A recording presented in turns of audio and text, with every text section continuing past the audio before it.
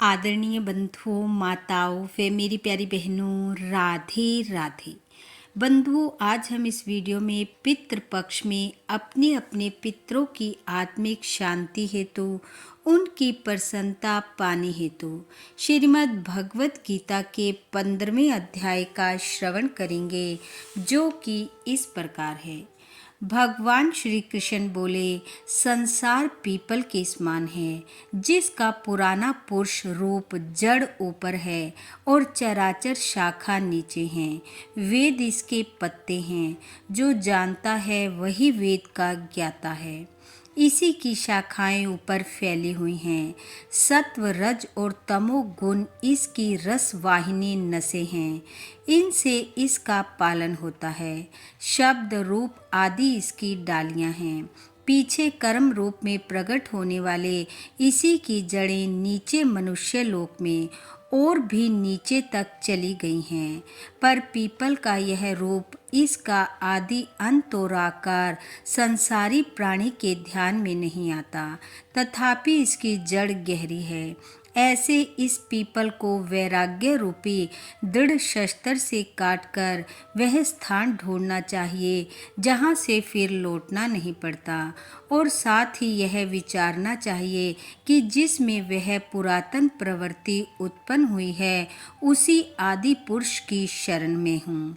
अहंकार और मोह रहित, संग दोष को जीतने वाले, आत्मज्ञान से निरत, सब कामनाओं से दूर, सुख दुख नामक द्वंद्व पदार्थों से मुक्त ऐसे ज्ञानी पुरुष शाश्वत पद को पा जाते हैं। भगवान कहने लगे, हे अर्जुन, जिसे सूर्य, चंद्र या अग्नि प्रकाशित नहीं करते, वही मेरा परम धाम है। वहाँ जाकर लौटना नहीं होता। मेरा सनातन अंश इस जीव लोक में रूप धरकर प्रकृति में स्थिर पांचों इंद्रियों और छठे मन को उससे छुड़ाता है। जैसे वायु पुष्प आदि की गंध को दूसरे स्थान में ले जाती है, इसी प्रकार यह देह स्वामी शरीर धारण करने के बाद जब उसका परित्याग करता है, तब इंद्रियों और मन को साथ ले जाता है। कान, आँख, चर्म, जीभ, नाक और मन का आश्रय लेकर वह जीव विषयों का भोग करता है। एक देह से दूसरी देह को जाते, अथवा एक ही देह में रहते समय, अथवा इंद्रियों से युक्त हो विषयों का उपभोग करते हुए इसको मूर्ख देख नहीं सकते, किंतु ज्ञान रूप नेत्र हैं, वे देखते हैं। यत्न करने से योगी जन इसे देख सकते हैं, परंतु अज्ञानी यत्न करके भी इसे नहीं देख पाते।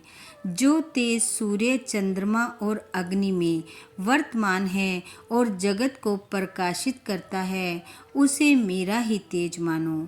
मैं ही पृथ्वी में प्रवेश कर अपने तेज से समस्त भूतों को धारण करता हूँ, और इनमें रस स्वरूप चंद्रमा बनकर मैं ही सब औषधियों का पोषण करता हूँ।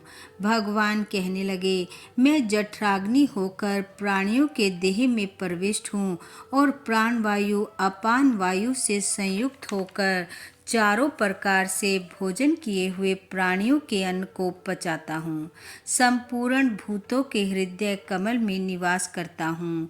मुझसे ही स्मृति, ज्ञान और उनका नाश होता है।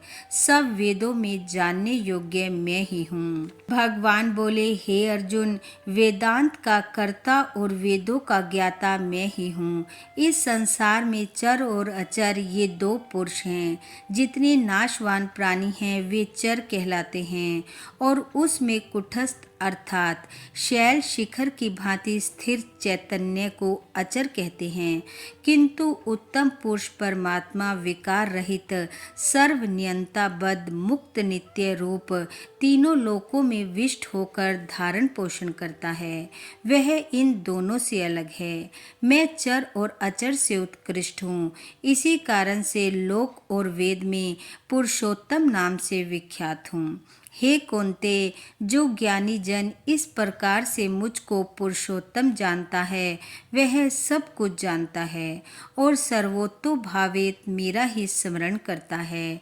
हे अर्जुन, शास्त्र के गहरे भेद को जो मैंने कहा है जानकर बुद्धिमान पुरुष कृतकृत्य होता है।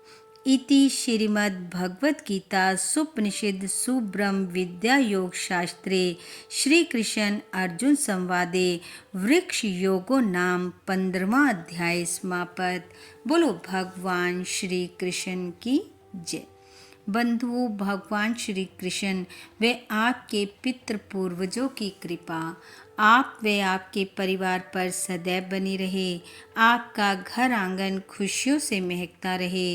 इन्हीं शुभकामनाओं के साथ आप सबका बहुत बहुत धन्यवाद। राधे राधे।